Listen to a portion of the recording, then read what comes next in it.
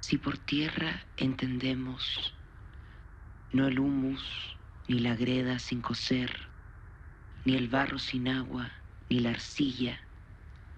Si por tierra entendemos esta bola que traza elipses alrededor de esa estrella que llamamos sol, elipses que, al moverse el sol a su vez a una velocidad increíble, dentro de esa especie de balón de rugby que llamamos galaxia, cabe preguntarse si se puede por ahora residir en otro lugar. Por el momento, la respuesta es no.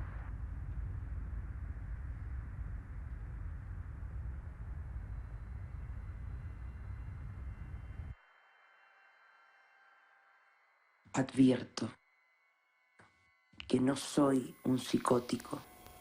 Me dicen loco, pero a los que me dicen loco, otros a su vez les dicen loco.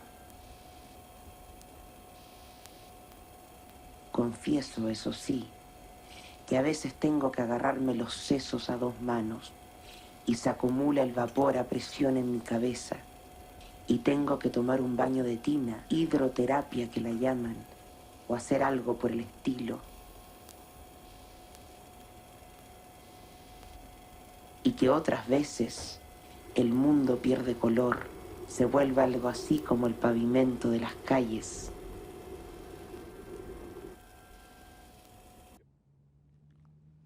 Alguien me pavimentó el mundo y todo es sendero o carretera o camino, pero nunca destino, y uno se va a morir esperando llegar a alguna parte, 2 pasos atrás, por uno para adelante.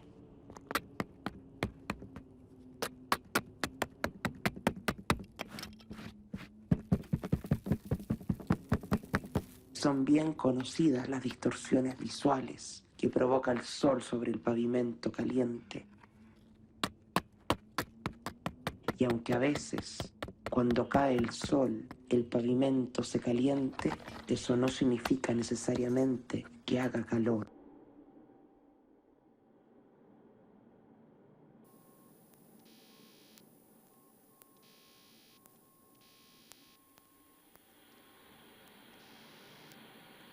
Se ha dado repetidamente la posibilidad de dejar de ver todo gris.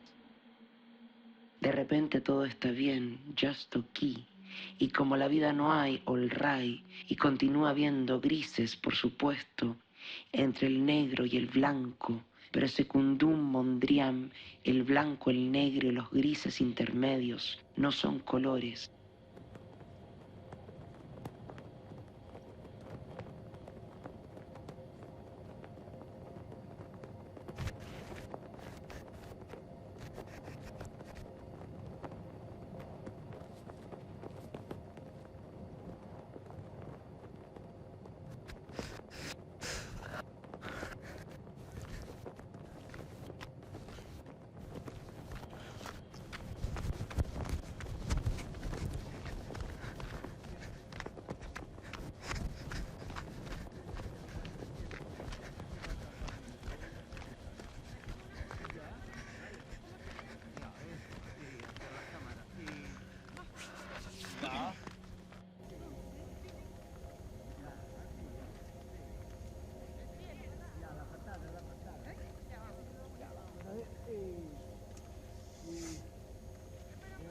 Y uno ve a la gente y a su ropa y a su piel, sus ojos y cabellos, y la entiende y la comprende generalmente, o al menos, de alguna manera, la cacha, rodeándola en una red cualquiera de parámetros y coordenadas, por último.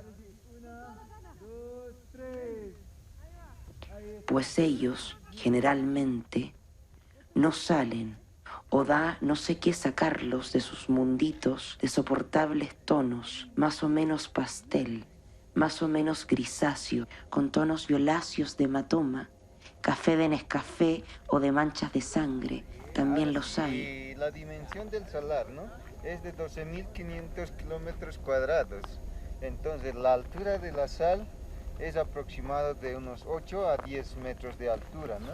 Los hexágonos que hay en algunos lugares del salar son como respiraciones del salar. y le preguntan cada vez más seguido si es extranjero, pues de algún modo por ahí se intuye que uno ve, que ha aprendido a ver las cosas de otro modo.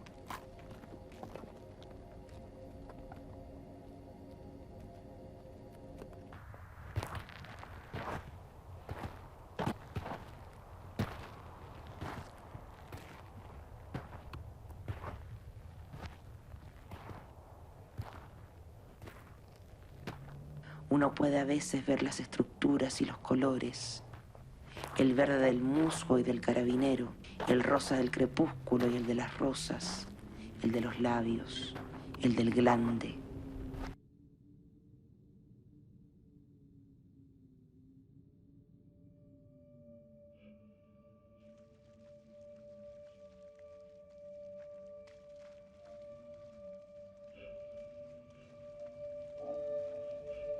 El rojo de la Coca-Cola, el rojo de la bandera soviética, el de la norteamericana, chilena, británica, francesa, el rojo en bandas de la bandera norteamericana, el rojo de la Pepsi Cola, el azul primario que a veces delimita estrellas blancas, el azul oscuro y el azul celeste de la Pepsi Cola, el azul marino de los distintivos del Cuerpo de Gendarmería de Chile, el celeste de los furgones en que se transportan los detenidos o procesados, y el azul eléctrico de pequeñas lucecitas, destellos, spots que se me aparecen de improviso por un instante en el aire, claros, luminosos, pequeños.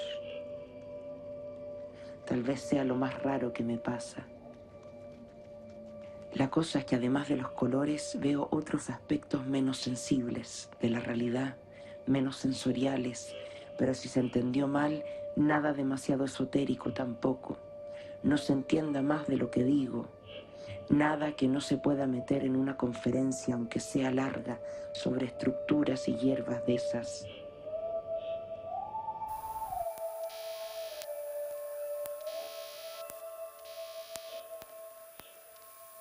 Mientras la mencionada ansiedad está siempre al borde de transformarse en angustia, en angst, para los pedantes y los cultos, en espera existencial, que no espera ni manzana, ni sidra, ni chicha, ni limoná. De manera que hay que cercar a la ansiedad, delitizarla con ansiolíticos de los cuales no menciono marcas.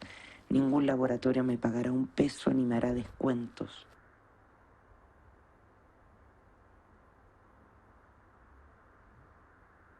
Y por otro frente, trazar líneas defensivas con tabletas de clorpromazina, CPZ para los iniciados, para prevenir el desembarco de los innominables, de esos que cuando se instalan en uno solo logran ser expulsados, en epilépticas convulsiones electro o insulino inducidas de modo de dormir más de lo necesario, disminuir la actividad bioeléctrica vigílica de mis dos sistemas nerviosos.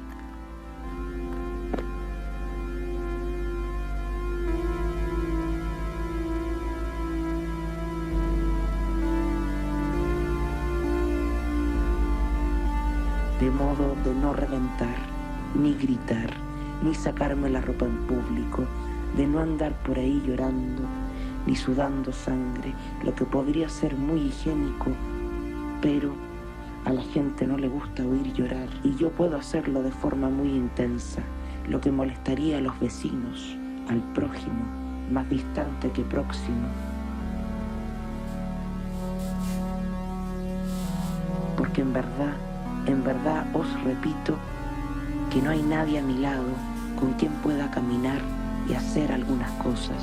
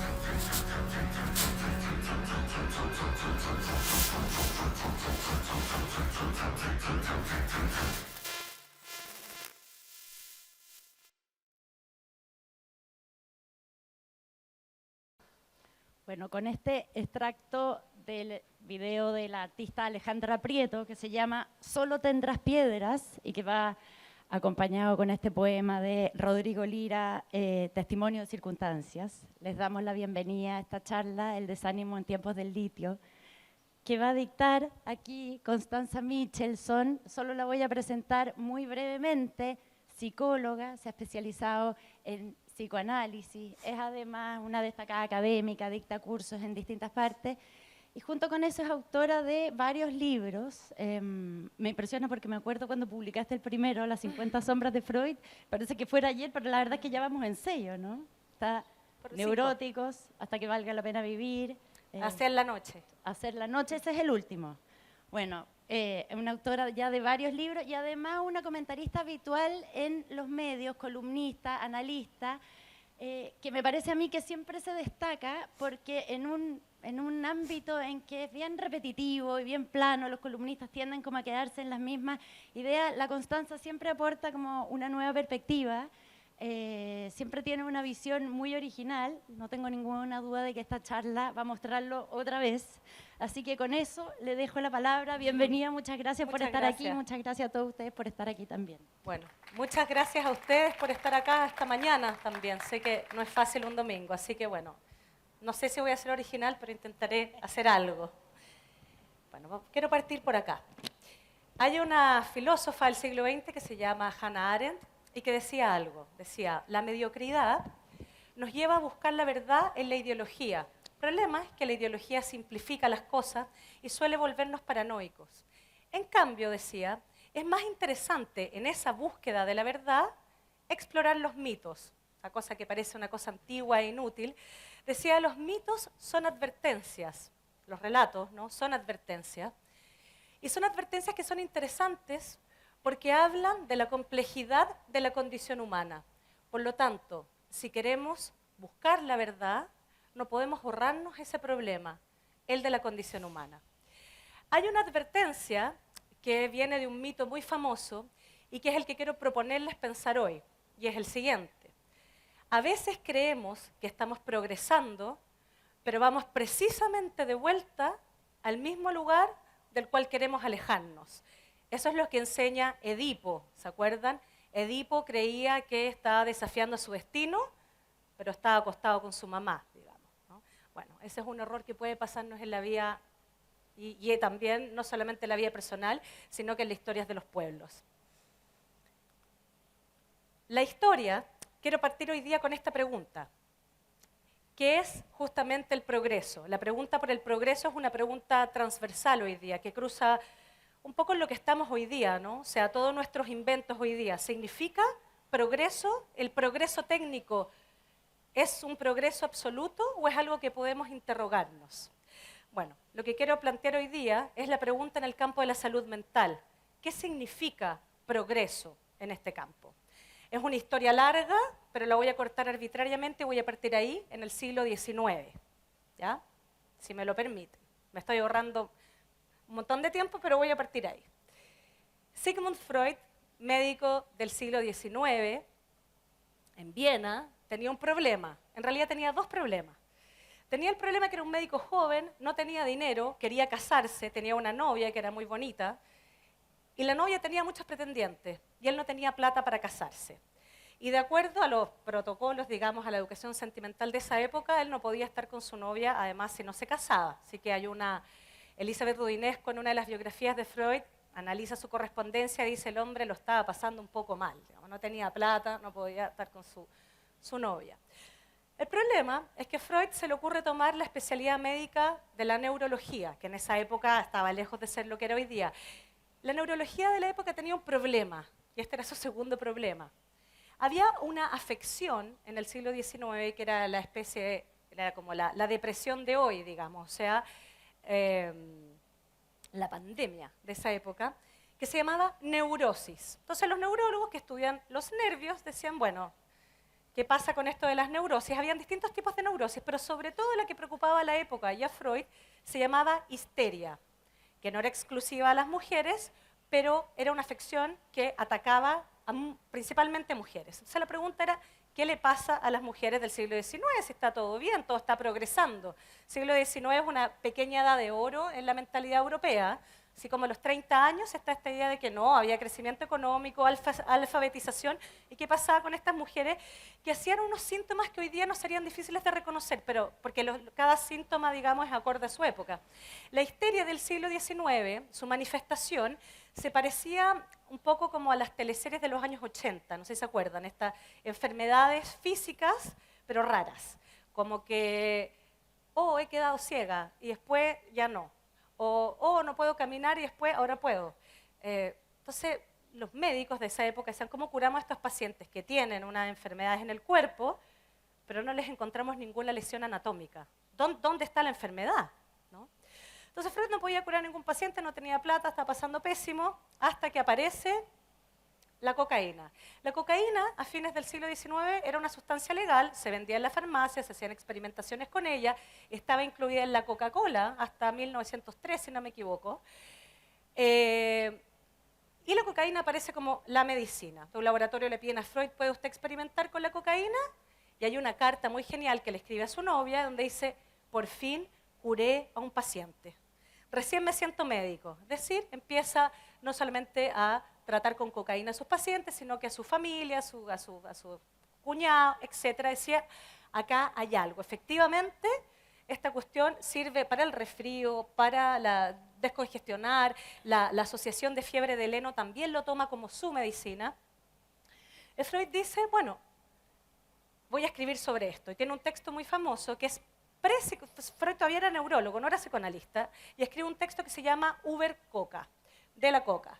Entonces dice, bueno, esta cosa espléndida, lo que a él le interesaba demostrar era que si una sustancia, miren la lógica de esto, si hay una sustancia química que algo resuelve del cuerpo, entonces puedo demostrar que la histeria es un problema orgánico. No sé cómo funciona, pero ese problema está en el cuerpo, entonces soy médico, que es lo que a él le importaba, por supuesto, y entrar a la ciencia, ser considerado científico. Bueno, ¿qué pasa? Que él en estos escritos empieza a develar algo muy interesante, empieza a escribir cosas como ya muy poco científicas, entonces empieza a contar, cuando voy donde mi maestro ya no me pongo nervioso, cuando voy donde el padre de mi novia ya no siento vergüenza, le da vergüenza hablar, era joven, digamos, da vergüenza, hablar con el suegro, no siento vergüenza. Tiene otros textos un poco más humillantes que dice, ya no me siento un hombre normal, me siento un guerrero poderoso cuando estoy con cocaína. Y además me pasa algo más, dice, puedo tener hambre o no tener hambre, si tengo hambre o no tengo hambre, no importa, puedo comer o no comer y da lo mismo, puedo dormir o no dormir o da lo mismo. ¿Cómo es la cosa? Me parece que él no se ha dado cuenta todavía que él estaba hablando de otro tipo de nervios, no de los nervios de la estructura anatómica, pero sino de otro nervio, ¿no? Freud, paralelamente, bueno, cuando está haciendo estos estudios, como quería ser científico, ¿no? Como esa era su obsesión, empieza a tratar esto como científico, empieza a medir, a hacer cálculos.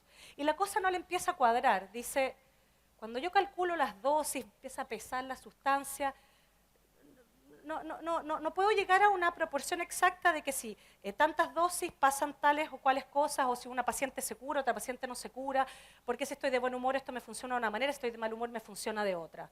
Se empieza a descubrir en su deseo de que esto fuera un descubrimiento científico, de que era muy poco científico.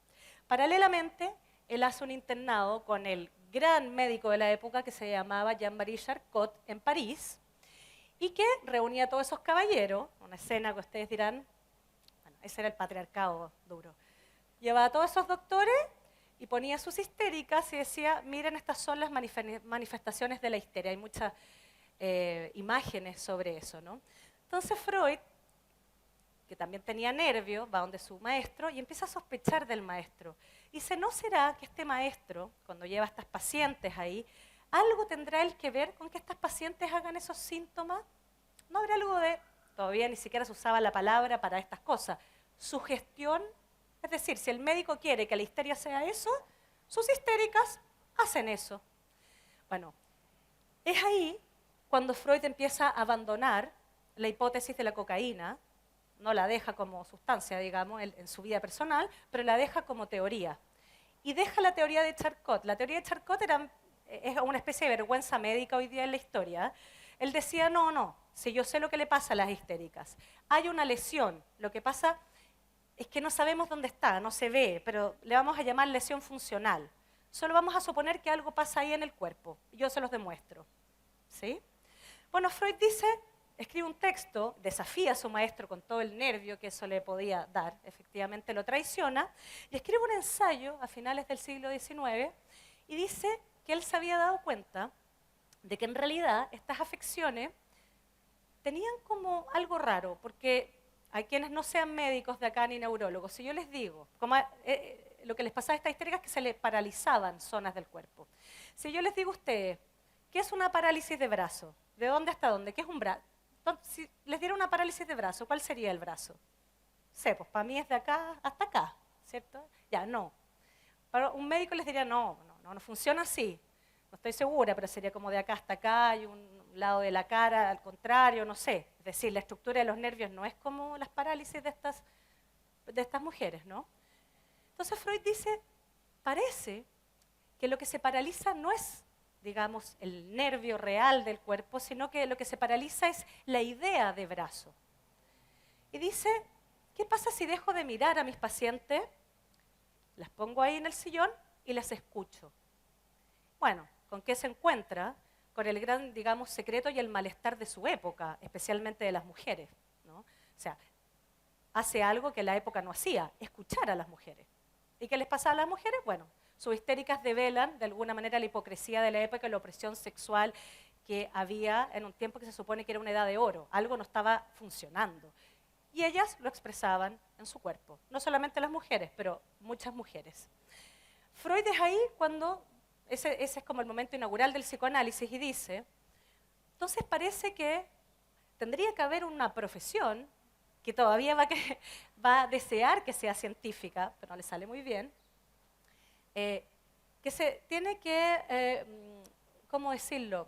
Tiene que tratar las ideas, tiene que tratar otro tipo de nervio, tiene que tratar algo que nos pasa a los seres humanos que va a llamar psiquismo, mundo interno, y que parece que está lleno de esto, de mitos, mitos griegos, mitos, relatos, cosas, pasiones. ¿Se acuerdan toda la historia?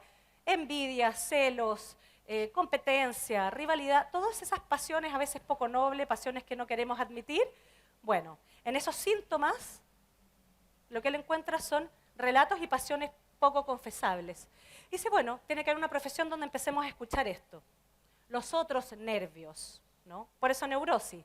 Hoy día ya nadie habla de neurosis, si se fijan, o uno dice neurosis de manera peyorativa, pero de ahí viene la palabra. Primero de la neurología y después se separa de la neurología, se convierte en psicoanalista y dice, bueno, existen los nervios, que es como cuando uno dice, ay, qué nervio era esa reunión, y uno sabe si va a una reunión muy importante que uno va a hablar mal, bueno, porque a uno le da nervio, pero es otro nervio, ¿se entiende? Es el nervio que tiene que ver con esto, existir con otros. Eso ya es un problema, ya es un nervio, de alguna forma. Y es más, en el fondo lo que su antecedente con el asunto de la cocaína dice, que es muy interesante, es que justamente lo que hace la droga, que en ese caso, en ese tiempo se supone que era terapéutica, después fue prohibida como sustancia, se dio cuenta que, no, que el efecto secundario de la cocaína era grave. En el fondo, lo que hacía la droga de alguna manera era ahorrarse esto. ¿Se acuerdan que él decía, si tengo sueño puedo no dormir, me siento como un guerrero? Bueno, y efectivamente la historia de las drogas y la guerra van juntas. Sí, no sé si han visto esto los terroristas islámicos que toman una droga que se llama Coptagón, no me acuerdo cómo se llama. El mismo Hitler está descrito, era adicto a las metanfetaminas, a los opioides y a un montón de cosas. Es decir, para ser un guerrero parece que no se puede a capela, ¿no? Pareciera ser que hay algo que tiene que borrar precisamente nuestras vulnerabilidades. En Roma, es súper interesante esta palabra, porque se dice que en Roma la palabra, la adicción, era, se le daba a las personas que por no pagar una deuda quedaban esclavos de los acreedores. Eso es lo que hace la adicción. Si yo no quiero pagar esa deuda, que es la condición humana de alguna manera, sentir estas cosas agradables o desagradables, bueno, puedo no sentirlas, ser un guerrero potente, pero el costo es que quedo esclavo a otra cosa. Quedo adicto, no puedo sin mi pastilla. Hay una filósofa contemporánea súper divertida que se llama, divertida porque ella es divertida, pero es muy interesante, se llama Avital Ronell, y ella dice algo que dice Flaubert, la novela Madame Bovary. ¿Se acuerdan Bovary? Esta mujer burguesa, está aburrida del marido y se pega un tour por los hombres, las cosas salen medio mal, se termina matando, y era adicta a todo, o sea, a la fantasía, a los libros, a la ropa, a los hombres, a todo. Y finalmente, como era adicta a todo, queda endeudada de verdad. Le empiezan a cobrar la ropa que se compró, el maquillaje, todas las cosas, no tenía plata, le pide a todos sus amantes, que por supuesto no le ayudaron en nada. Al único que no se atreve a pedirle ayuda es a su marido, al que abandonó, le da vergüenza por lo que le había hecho. Y entonces, ¿qué hace? Va al boticario, pide un veneno, se mata. ¿Qué es lo que dice Avital Ronell? Bueno, ella profetiza la época. Madame Bovary, en vez de morirse de vergüenza, como estas cosas que nos pasan, decide morir como una usuaria. Es decir, no quiero saber de la vergüenza, ¿no? Dice, bueno, el héroe de la época es el boticario, de alguna manera. Y uno podría decir, bueno, algo tiene que ver eso con nosotros. Bueno, el asunto es que Freud crea y el psicoanálisis, y hay una especie de la psiquiatría gana en riqueza en esa época, toma todas estas historias. El problema de la psiquiatría de esta época, de principios del siglo XX, es que todavía Freud quería ser científico, pero la verdad es que los científicos lo miraban medio para abajo. Nunca pudo hacer esto científico. ¿Y por qué esto no puede ser tan científico? Hoy día el psicoanálisis tampoco es científico. Nosotros decimos el psicoanálisis es una clínica, no es una ciencia, y no puede serlo, y está bien que no lo sea. Porque no puede calcular, no puede hacer mediciones, no puede decir, este tratamiento va a servir para todos de la misma manera.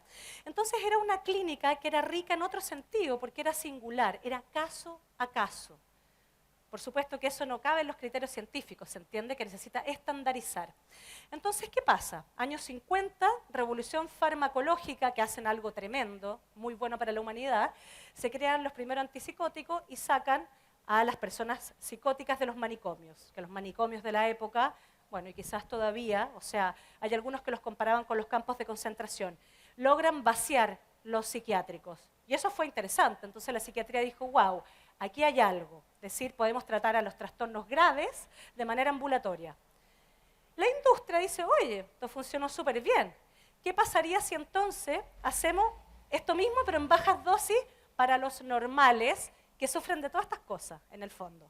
Pasan mal, tienen vergüenza, se paralizan, no pueden, etcétera, ¿no? Y aparecen los tranquilizantes menores.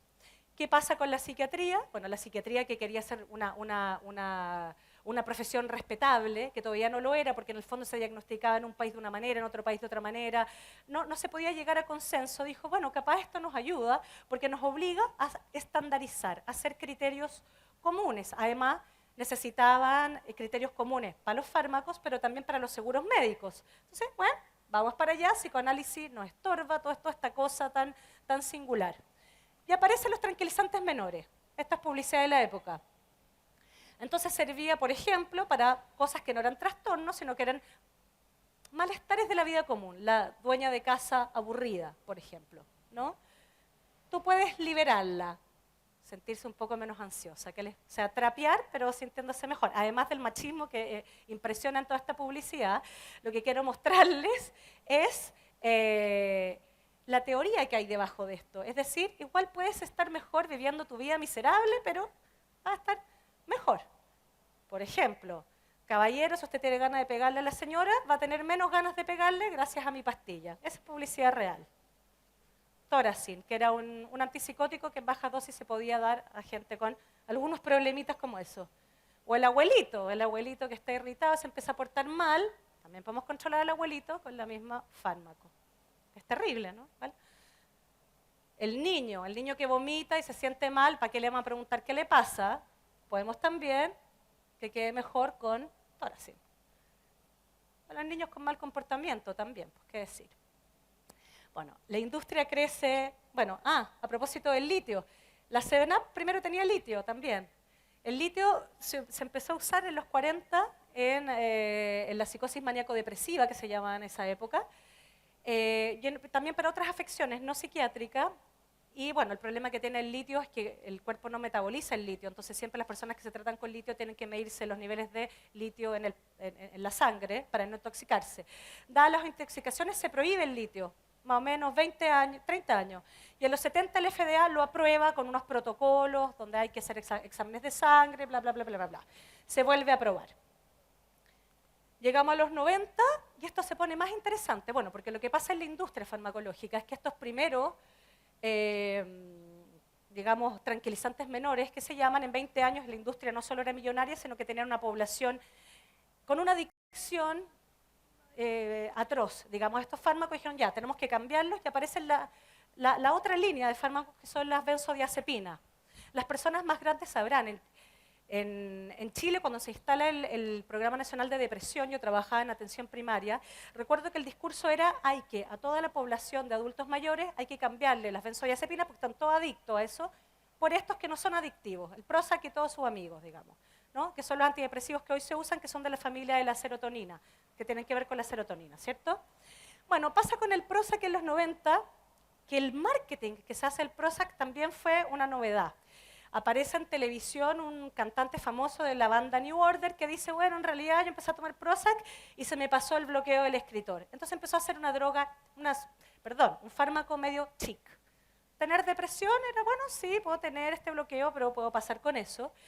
Y entonces la depresión se empieza a convertir en los 90 en el resfrío común, así como en el fondo en el resfrío de la psiquiatría. O sea, quiero decir con esto, lo que les quiero mostrar es que la salud mental también es ideológica.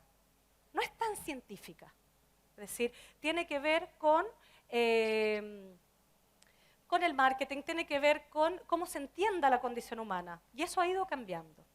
Bueno, tenemos Prozac y empiezan a estandarizarse los manuales de salud mental. El gran manual es el DSM, que empieza a decir, ok, ya no nos importa qué es lo que le pasa a alguien por dentro, no sabemos, nunca encontramos la famosa lesión, todavía no se encuentra. Ya no es lesión, se supone que son circuitos, que se prenden luces, unas cosas, pero todavía no se sabe bien. Bueno, no importa, dijeron, no sabemos muy bien qué es. Entonces, en estos DSM, para estandarizar los criterios, se crean los trastornos. Ya no se llaman enfermedades mentales, sino que trastornos, y los trastornos que son un grupo de síntomas que van de la mano. Entonces, el antidepresivo sirve para el desgano, el apetito, el problema del sueño. Bueno, la depresión tiene algo que ver con eso. Como que los criterios diagnósticos se van haciendo de la mano también con la industria, con la cura, o sea, no van separados. Entonces, ¿qué es lo que empieza a pasar? Y esto, el primer problema, digamos, antes que eso, en Chile hay una etnografía muy preciosa de una antropóloga que se llama Clara Hahn, que es una etnografía en La Pincoya, que se llama Chile, la vida como deuda, y cuenta, entre otras cosas, pero hace el recorrido de qué pasa con la salud mental en Chile, y que tiene que ver con esto. Dice, hasta antes de la dictadura la psiquiatría era comunitaria, esta misma cosa, media singular, situada. Viene la dictadura, esa psiquiatría media que desaparece, se vuelve hospitalaria, viene el retorno a la democracia, y bueno, había que modernizar, y esta era la modernización. Hay que estandarizar los criterios. La psiquiatría comunitaria además parecía medio ideologizada, estos psiquiatras de izquierda, mejor que no. Mejor eso, es más limpio, como fue todo en los 90, ¿no? Es un poco como aséptico. ¿No? La gente va a estar mejor. Y el mensaje era medio contradictorio, era, bueno, no se automedique, llegó esta cosa, se instala el Programa Nacional de Depresión a principios de los 2000, pero no se vayan a automedicar. Sin embargo, al mismo tiempo, ¿se acuerdan que se empezó a llenar de farmacias? Vino la explosión del retail, las tarjetas de crédito. Las tarjetas de crédito del retail se asociaron a la farmacia. Es decir, oye, ir a la farmacia, uno va como al supermercado. Todo un poquito, aquí, un poquito acá, para dormir, en fin. O sea, el mensaje es muy contradictorio. No se automedique, pero vaya, igual, cómprese sus cositas, digamos, ¿no? O sea, esta cosa no hace a capela. Bueno, el problema empezó a ser el sobrediagnóstico. En Chile no se consumen tantos psicofármacos, yo creo porque no tenemos más plata, pero porque como modelo es el modelo que impera. Ahora, empiezan a pasar cosas como, por ejemplo, en Estados Unidos las cifras de bipolaridad se disparan en la población joven y en los niños, que es un diagnóstico rarísimo, ¿no? Rarísimo. Entonces la pregunta es ¿por qué? ¿Qué pasó? Bueno, hay varias hipótesis. Una de ellas es la droga, pero otra hipótesis es que el sobrediagnóstico de depresión hizo que a tanta gente le dieran antidepresivos, quizás cuando no los necesitaban, un antidepresivo mal instalado, mal diagnosticado, con alguien que tenga alguna tendencia a la bipolaridad, la puede gatillar un episodio maníaco en alguien que nunca lo hubiera hecho. Bueno, empiezan a pasar esas cosas. Uno de los presidentes del DSM, Frances Allen, un psiquiatra, Allen Frances, perdón, él mismo dice, oye, la versión 4, vamos en el 5, en la versión 4 del DSM, esto es inmoral, dice. Se está haciendo de todo una patología. Esto va a ser un problema, lo advirtió. Segundo problema que tiene esto. O sea, el primer problema es ese, digamos, empezar a tratar en la cosa del trastorno. Cualquier cosa puede empezar a ser una patología y ya no empezamos a hacer distinciones. Segundo problema es que bajo ese modelo no identificamos qué tiene que ver una época con los males que nos aquejan. Así como Freud dice, bueno, la histeria decía algo de la opresión femenina, algo hablaba de su época. No era tanto una edad de oro esta cuestión. Entonces, asimismo, también en el siglo XIX se habla del mal de siglo. En el siglo XIX se supone que estaba todo bien, pero les vino un aburrimiento grave. El aburrimiento, yo no sé por qué no es un diagnóstico, pues el aburrimiento es una cuestión grave, digamos. ¿Sí? Cuando uno dice por estupideces, lo dice por aburrido, y uno hace una estupidez, digamos, grave a veces. Bueno, esos se aburrieron. Se le pregunta, ¿qué pasa hoy día? ¿Qué nos pasa hoy día? ¿Cuáles son, podríamos decir, los diagnósticos más masivos, los déficits de atención? ¿Pero qué tendrá que ver el déficit de atención o la hiperactividad con la aceleración de cómo vivimos? O bien, también nuestro aburrimiento. Yo no sé si alguien acá se identifica como, está como aburrido, ¿no? ¿Con qué tendrá que ver nuestra fatiga o el aburrimiento a propósito de nuestras formas de vida? O, ¿qué tiene que ver un poco esta sensación de sinsentido de repente que hay? ¿No? Como un nihilismo así medio insidioso con la caída de la historia. Y aquí les voy a hacer una pregunta para pensar nuestra época. Si yo les digo, piensen en las imágenes de futuro que había, no sé, en los 90, no quiero que me digan nada muy político, así, una imagen nomás. ¿Cómo iba a ser el futuro según los 90? ¿Cómo iba a ser? Más o menos como así, ¿no? Espérate, como así. Sí, había un futuro, tonto o no tonto, nada lo mismo, había una cosa más allá. Si yo les pregunto hoy día, ¿cómo es el futuro? Pero no hoy día post pandemia, sino que incluso hace 5 años o 8 años. Ya, eso es muy grave antropológicamente. No hay futuro. Desde luego hay futuro, mañana hay algo que se llama mañana y todo eso. Pero la sensación, es decir, como hoy día nos estamos constituyendo, es que no hay futuro. Y eso genera algo subjetivamente que no es inocuo a lo que hoy día llamamos salud mental. Así como que la salud mental fuera algo que vamos a arreglar con las técnicas. No, somos sujetos amarrados a nuestra época y esto es problemático, digamos. Tercer problema que hay con este modelo, ¿no? en nuestro modelo, el modelo hegemónico de salud mental, es que en esto que les decía del trastorno se empieza a hablar de espectro. Entonces hoy día, si se han fijado, todo el mundo está en un espectro. No, yo soy un poco autista. Estoy en el espectro de la bipolaridad. Estoy en el espectro del déficit de atención. Eso además que significa casarse un poco con un diagnóstico, que como una gente lo hace bien, dice, por fin entiendo lo que me pasa, pero cerró toda la otra pregunta, ¿qué le pasa en su mito griego que tiene en la cabeza? Que es de lo único que uno puede hacerse cargo, digamos. Empieza a pasar eso, y el punto es que, les insisto, a veces no se distingue la enfermedad mental, que la enfermedad mental existe, sí existe. Es dolorosa, es compleja, requiere tratamientos que son, digamos, complejos también. Se empieza a distinguir con esta cosa media masiva que todos tienen algo, ¿sí? Y se empieza a patologizar algo que se llama el dolor de existir. El dolor de existir no se supera nunca, solamente se enfrenta cada vez. Siempre tenemos que volver a comenzar con las cosas difíciles. Eso es el dolor de existir. ¿Y qué es el dolor de existir? Tiene que ver con eso. El ser humano, y por eso todos los mitos, tienen un paraíso que nunca existió, pero somos animales que cayeron a algo. ¿Y a qué caímos? A la conciencia. Los animales, las otras especies, están en la vida. Nosotros tenemos este problema. Somos conscientes de la vida y la muerte. Eso ya es otra cosa. O sea, nunca hay un escritor que se llama Cyril Connell que dice, nunca van a encontrar un monasterio de perros, o un toro arrepentido, o un tigre vegetariano. No, esas cosas le pasan solo a los humanos. Estamos desajustados de la naturaleza, incluso en las cosas más básicas, comer. se les pasa, pero uno nunca come lo justo. Uno no comí mucho, no comí poco, no con esta persona voy a hacer como que como menos. Ni siquiera la comida es algo así súper espontáneo y natural que nos resulte fácil. Todo empieza a ser enrollado y problemático, de alguna forma. Pero hay otro mito que es interesante. ¿Se acuerdan de este? Elegí el Prometeo que más me gustó ahí de las imágenes.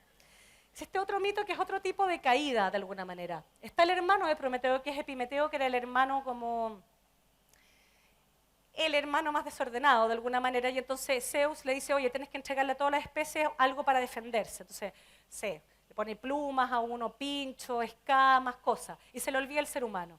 Entonces, ¿qué hace Prometeo? Dice, bueno, no podemos quedarnos así, roba el fuego, ¿se acuerdan? Todo sale mal. El robo del fuego también puede leerse como la potencia técnica, es decir, claro, como no tenemos pinchos, digamos, no tenemos dientes o garras, no, tenemos la técnica. Sale pésimo tener pura técnica. Zeus se compadece y dice, bueno, les voy a entregar 2 atributos. Y fíjense los atributos que les entrega. Aidos y Dike, que pueden traducirse algo así como el pudor, la vergüenza, y la justicia. Es decir, estas cosas que son problemáticas, nuestras herramientas van a ser justamente nuestra vulnerabilidad. La vergüenza, uno diría, ¿por qué tengo que tener vergüenza? Bueno, hay algo de la vergüenza que de alguna manera habla de que nos importa la mirada del otro. Algo del otro nos importa, lo mismo que la justicia. Parece que el ser humano no tiene pinchos, no puede vivir solo así en la selva, sino que dependemos de otros. Uno podría verlo eso como un defecto, o uno podría verlo como, bueno, lo que nos salva eventualmente. Lo interesante de ese mito es que lo que nos salva, si se fijan, no es el fuego, no es la inteligencia artificial, no son las pastillas, es eso, nuestra relación con otros, para bien y para mal, si ustedes quieren. Cuando era la pandemia, salió esta noticia. Sería bueno añadir el litio, agua potable. Esto no es una idea nueva, en todo caso. Se ha hablado de eso. Hay unos estudios que dicen, no, en los lugares donde hay más litio parece que la gente tiene mejor salud mental, cosa que no está muy demostrada si es por eso o por otra cosa. Son unos estudios que no son que son controversiales, pero apareció esa noticia. Dije, wow.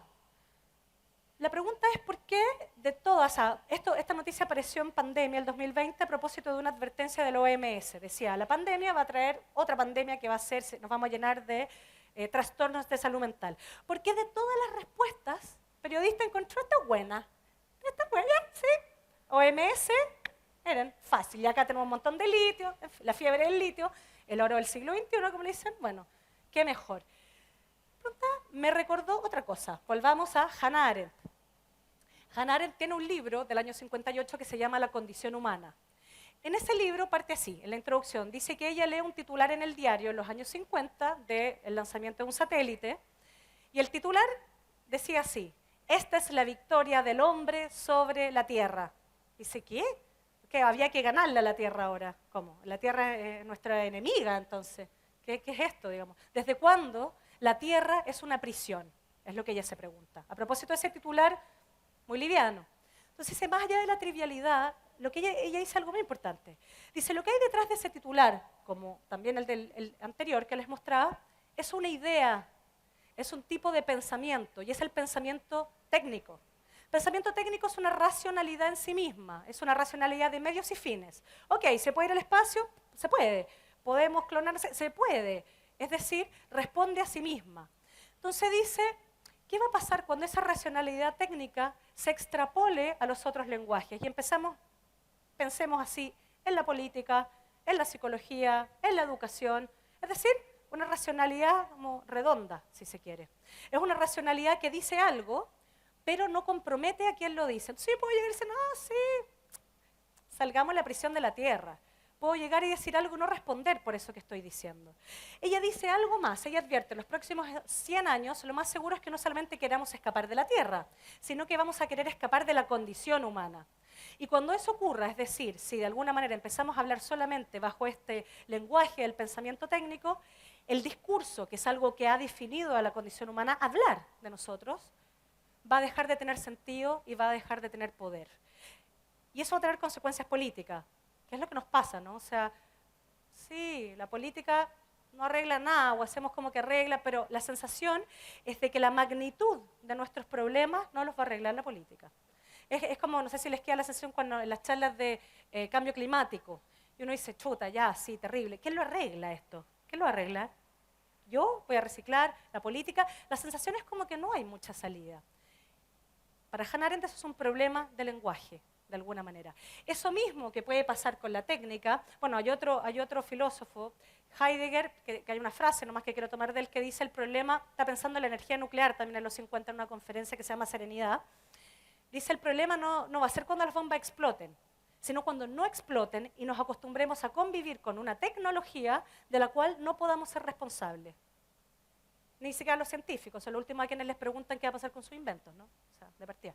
Ayer justamente en la charla de Gabriel León decía que una de las investigadoras ¿no? que crearon esto del CRISPR, que es para alterar la genética, tuvo una pesadilla, salió en una entrevista, que soñó que venía un chancho con cabeza de Hitler a decirle, la cagaste, un poco, básicamente. Bueno, ese es el punto. Bueno, y ahí a uno de los inventores de la bomba atómica, Oppenheimer, le dicen el Prometeo americano también. Él también se arrepintió de su invento. Entonces lo que dice Hannah Arendt, el problema es que seguramente todas estas cosas las vamos a lograr, salir de la Tierra, salir de la condición humana. La pregunta es si acaso lo queremos. Y eso no es una decisión científica, es una decisión política, es una decisión filosófica. El problema es si acaso tenemos lenguaje para seguir pensando en eso.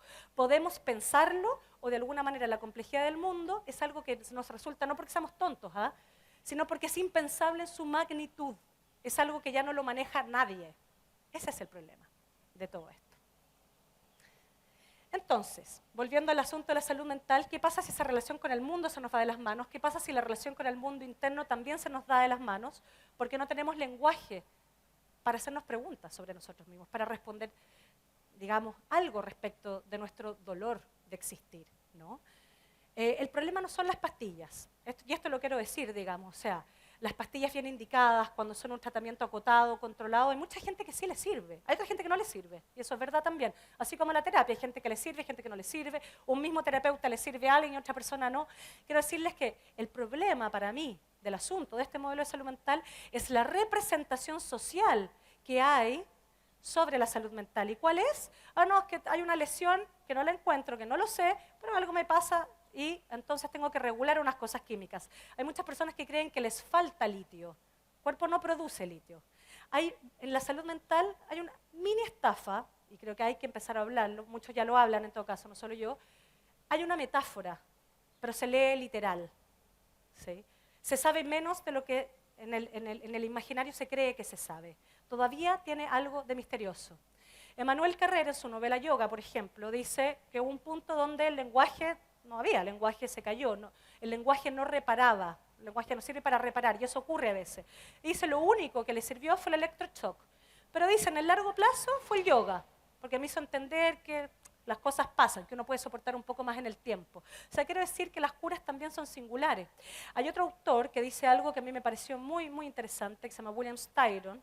Tiene un libro donde él escribe sobre su depresión, y dice que el día, cuando él sintió que ya, ese era el día que había decidido que ya no más, que se iba a quitar la vida, se va a acostar, prende la tele, escucha una canción y dice que después de meses de no sentir nada, por fin siente algo y recuerda de una manera en que ya no había recordado, que no había sentido hace tiempo, se recuerda su trabajo, sus amores, sus personas, y dice algo, y esta es la frase que me interesa, dice, no puedo hacer esto, puedo matarme, no por lo que voy a perder, sino porque no tengo derecho a hacerle eso ni a mis recuerdos, ni a mis personas, ni a mi trabajo.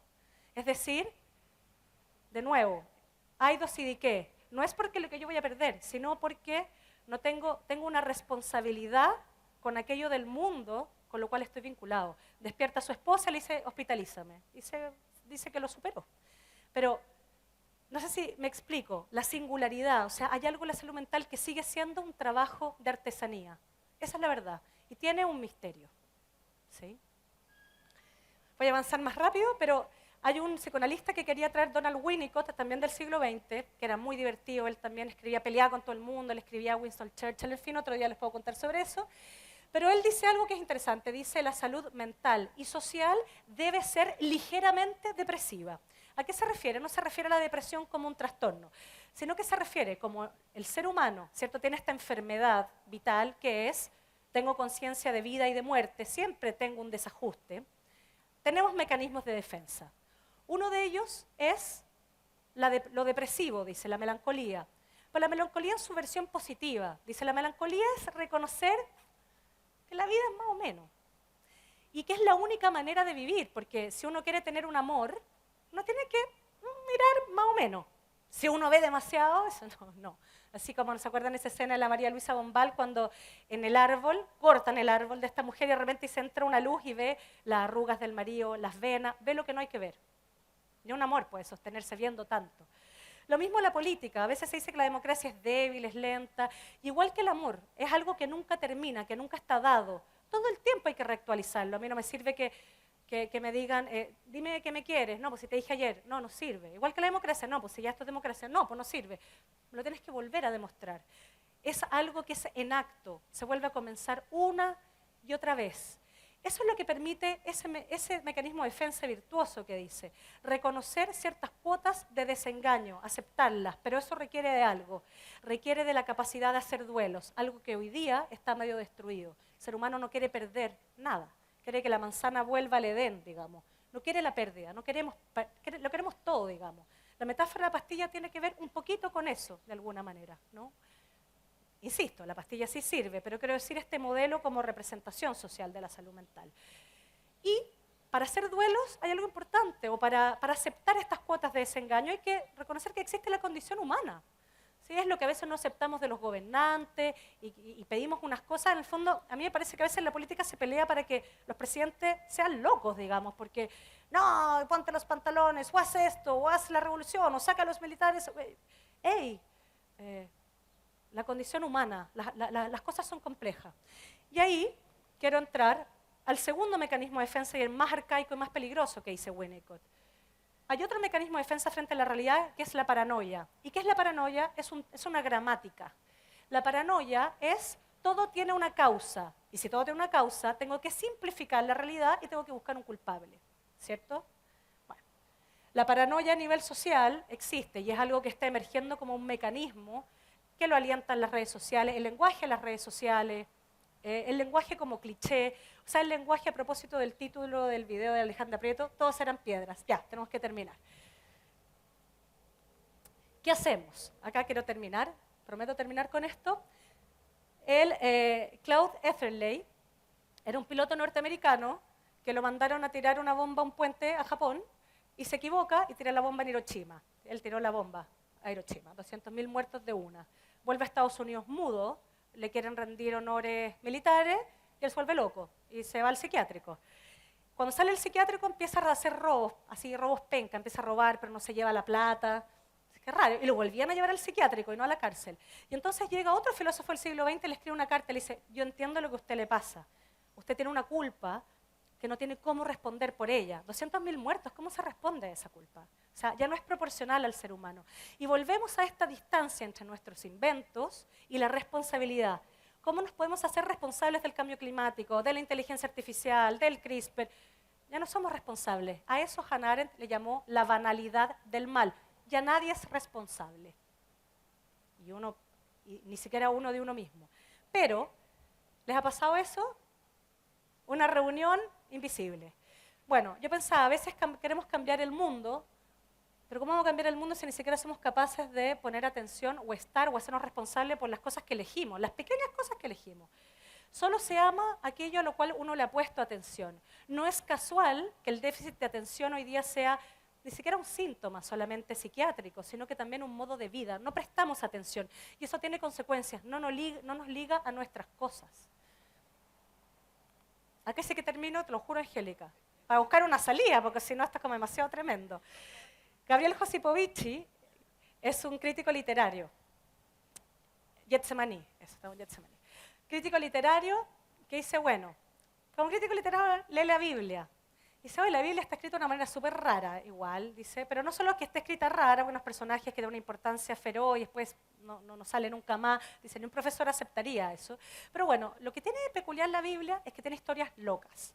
La teología, como la moral o la ideología, son todas formas de dar sentido a lo que no tiene sentido. ¿Sí? Entonces hay algunos evangelios que tratan de meter sentido. Juan, Evangelio de Juan, está Jesús, nunca le había pedido nada a Dios, está con sus discípulos, está angustiado, va y le dice a los discípulos, espérenme, voy a hablar con Dios. Dios le había contestado a Abraham, a Moisés, no le contesta Dios. La primera vez que le pide algo, Dios no solo no le contesta, sino que vuelve y se ven que van dormidos los discípulos. ¿Pueden imaginar la escena? Bueno, ¿qué hace Juan? Mete un ángel, dice, oh, no, todo estará bien. Gabriel Josipovich dice, pésimo recurso literario. ¿Qué es eso de meter un ángel para arreglar la situación? Dice, hay otros evangelios que son más valientes y menos teológicos, como Mateo. Jesús está en la cruz, ya Padre, ¿por qué me has abandonado? Y no lo salva.